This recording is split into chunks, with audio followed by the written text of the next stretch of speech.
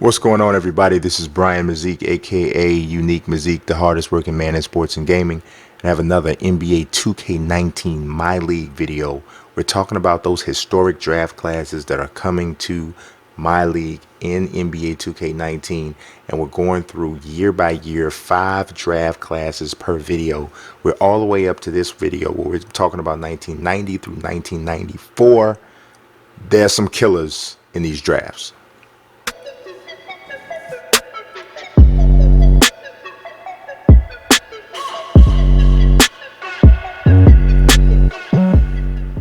Do your boy a favor, hit that like button, hit it hard, leave a statement, and also make sure you subscribe and also click that notifications bell. I appreciate it. 1990, baby. Yeah, this was, I ain't gonna even lie, this was my decade. I'm just let y'all know this was my decade.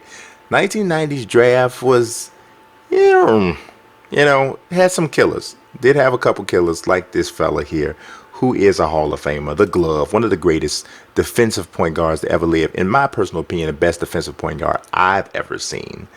He has the most win shares out of anybody from that 1990 draft, and second place ain't even close.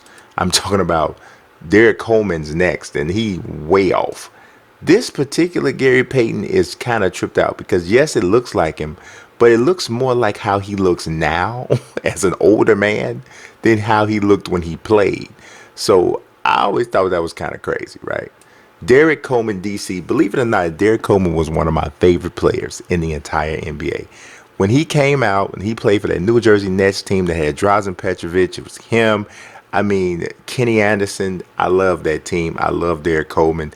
He had a big guy that could handle, could shoot the jump shot a little bit, could pass, could rebound, block shots, the whole nine. It was good. I don't know what that is.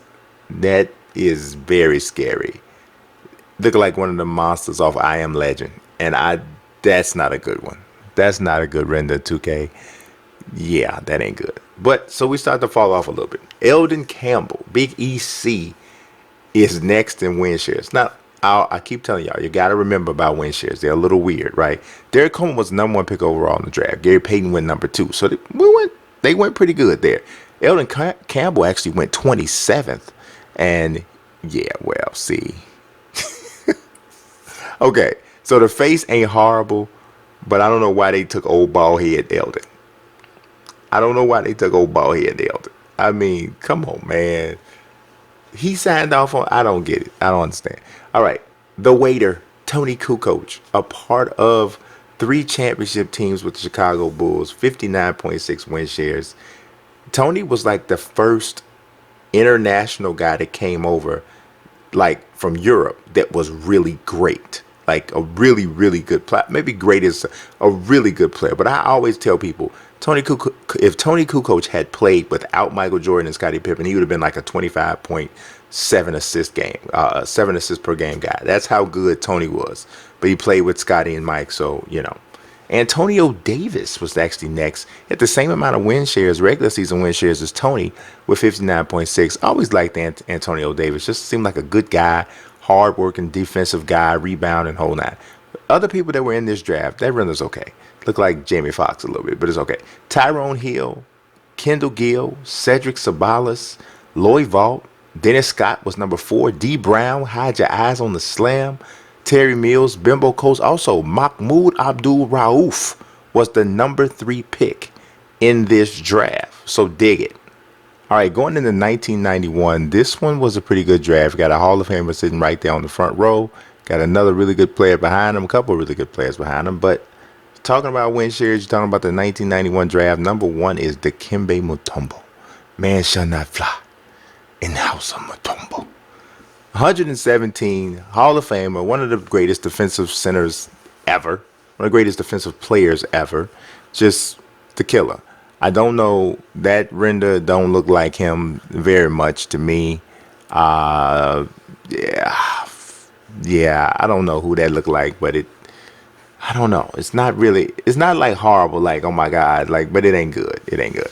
Dale Davis, Indiana Pacers, came from Clemson. I always thought, like, first came out, I was like, oh, he's a lot like Horace Grant. He went to the same school as Horace Grant. But he had a really solid career, part of some really good Indiana Pacer teams and some Portland Trailblazer teams. But he's not in the game, which I always thought, why is Dale Davis not in the game? It's kind of crazy, right? Steve Smith is definitely in 2K. He's actually an announcer. He's on the all-time Hawks, I believe he's on, and maybe another team. 83.7. He was a really good player. He was a good player. Steve Smith could score, and he could handle the ball. That's a pretty good render, too, especially of young Steve Smith. So maybe a little bit too much hair, but for the most part, it's pretty good. This dude did more with marginal athleticism than just about anybody you would see. Like in terms of from an NBA standpoint. Now we want to talk about marginal athleticism. Larry Johnson did not have marginal athleticism when he was first drafted. He was very similar to Zion Williamson, just not quite as heavy, but that type of explosion, he had that. In the dunk contest when he first came, he was a beast. The face here is really good, but the body does not match the muscularity that Larry Johnson had when he was in the league. It was crazy. He was a big, bad beast, for real. With the Hornets, just a really good player. This dude here, Terrell Brandon, was one of the more underrated players in the league at the time. Played for some kind of whatever teams in Minnesota. That's where he really got an opportunity to do his thing. Cleveland, he was good as well. 65.9 win shares. Very, solid player. Now, Larry Johnson was the number 1 pick. Dikembe Mutombo was number 4. That's not a good Terrell Brandon. I don't know who that is.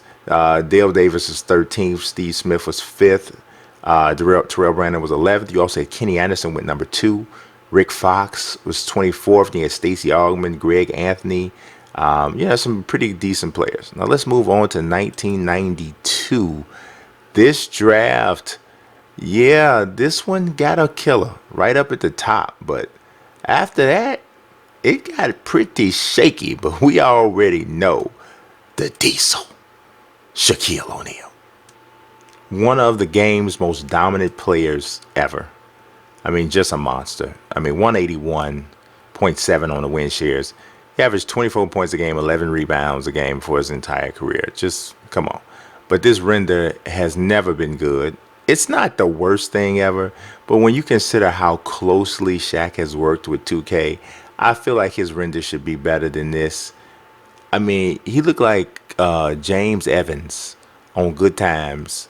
Like if somebody like shaved his head, when it ain't right. It ain't what it should be. PJ Brown has the second most win shares. Now, I always say regular season, second most win shares. And the reason why he has more than the person that's right, this is a really good render though. Now that one's really good.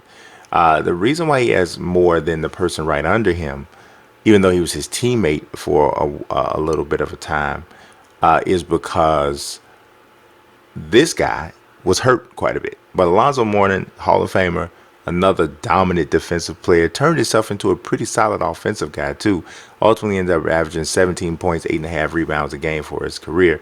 He was the number 2 pick right behind Shaq. And he actually really pushed Shaq hard for the Rookie of the Year that season. But Shaq did ultimately get it. This render's not that bad, but then again, it's not that good either. His head should be a little longer. He should have more of a forehead. But I can live with this one. It's not putrid. It's, it's there. It's not the worst, but, it's there. Big Shot Bob. Robert Horry was in his draft, number 11th overall. If you want to know, PJ Brown was number 29. But Robert Horry with the 66.3 win shares, definitely a big drop off from the guys above him. But 7 championship rings. He won everywhere, man. I mean, this dude, he's a winner. Playing everywhere he goes, he's a winner. I don't know what this is. That look like Martin Luther King's son, Dexter King. Look it up and you see what I'm talking about. That look like Dexter King. That is not Robert Horry. Look like Dexter. That's Dexter King. So I don't know, but yeah, they could do better. Christian Laettner, I'm going to tell you guys, one of my least favorite players of all time. Mostly in college. I didn't like him much in the pros either. But oh my God, I could not stand. You guys ever heard me talk about how much like I did not like Karl Malone? Christian Laettner right next to him, right under him. Pretty good render, but yeah. And Christian Laettner could play. He could score. He was a decent rebounder. He was a decent player. He wasn't what they expected him to be. And he was a number 3 pick overall. That draft was supposed to be crazy up top, but he was a little bit of a fall off. You also had Latrell Sprewell in that draft, Clarence Weatherspoon, Doug Christie, Tom Gugliotta, Jimmy Jackson, John Barry. A lot of people. 93 draft came up, and 93 had one of my favorite players of all time. One of my favorite players. Not him. Even though I don't have that much. I don't have anything against Sam Cassell. Sam, stop making these faces. I don't want you to do it. Just stop. 87.5 win shares. First, the most win shares of anybody in this draft. Nobody probably would have thought that, but he played for some winners. That render really isn't that bad, though. I think it's pretty decent. Like, how in the world do you get Sam Cassell right and you can't get Dikembe Mutombo? Like, I don't understand how that works. But okay, you got Sam. Sam's good. 87.5. This dude was one of my favorite players. He is now our commentator for 2K. He's in the game, even though he wasn't in there for a little bit of time. 20.7 points a game, 9.8 rebounds, 4.2 assists for his career. 15 seasons he played. Was hurt a lot early, but he was a beast. I think the render could be a little bit better than this. You know, then too, Junior took some of these screenshots, and I don't know what he was doing. But I think it could have been a little bit better. But let's just let it go. It'll be all right. One of the biggest tragedies in NBA history in terms of somebody that didn't pass away. I'm just talking about people that didn't get a chance to watch Penny play don't realize how good he was. Like, I'm telling y'all, if Penny hadn't got hurt, he'd be in the same conversation with LeBron, Kobe, Mike. That whole, right under the all the guys that they talking about were they as good as Mike? Penny would have been in that same one. You know, I'm telling you, he was that good. I mean, he was on his way, but then he started getting hurt, and then he just wasn't the same guy. But if it didn't happen, I'm telling you, that's how good Penny was. Nick Van Exel was the fourth highest in win shares. Penny was the third pick overall, in case you're wondering. Sam Cassell was number 24. Chris Webber was number 1. Yeah. Allan Houston is coming up after this, but Nick Van Exel, that's a really good render. That's perfect. Like, Junior caught him a little sleepy, but that is perfect. That is really, really, really good. So no complaints there. I mean, they don't never need to touch that. That's the thing about a legend render. Once you get it right, you don't have to touch it no more, because it ain't like something gonna change. It is what it is. Allan Houston, I always liked Allan Houston, even back at Tennessee. You know, I just like his game was super smooth, great 3-point shooter, great shooter overall, period. Just mechanics wise, just awesome jump shot shooter. That's not a bad render. That's pretty decent. He looked like Dave East had a really good haircut, but But you got Brian Russell, Van Baker, Jamal Mashburn in this draft. Sean Bradley was a number 2 pick in this draft behind Chris Webber. Then Penny. Then you had Jamal Mashburn 4th. 5th was Isaiah Ryder. Then you had Calbert Chaney go 6th. So yeah, it went a little down from there. 1994, really good draft. One of the only, I think it's the only year in NBA history where you had a dual Rookie of the Year. And yes, Jason Kidd was one of them. Ended up with the most win shares of anybody from this draft class, 138.6. Just spectacular to me. He was just, that's a great render, even though I think they got old Jason Kidd. But I just think that, he just in terms of running an offense, man, and just certain little things that, like, out of the guys that I saw, him, Stockton, Steve Nash, and Chris Paul, those guys run an offense better than just about anybody I could see. Now we talking about the guy on the right, not the guy on the left. We know who the guy on the left is. Eddie Jones. Eddie Jones is one of the more underrated players in the 90s. I think I'm legit with saying that. Pretty good render too. Eddie Jones, he was straight up 3-and-D before anybody ever talked about it. And he could handle a little bit, and he had big time explosion. This dude was a good player. But you want to know who Jason Kidd shared the Rookie of the Year with that year? It was this guy, Grant Hill. I put him in the same category as Penny, even though Grant Hill's a Hall of Famer, right? He got put in the Hall of Fame this year.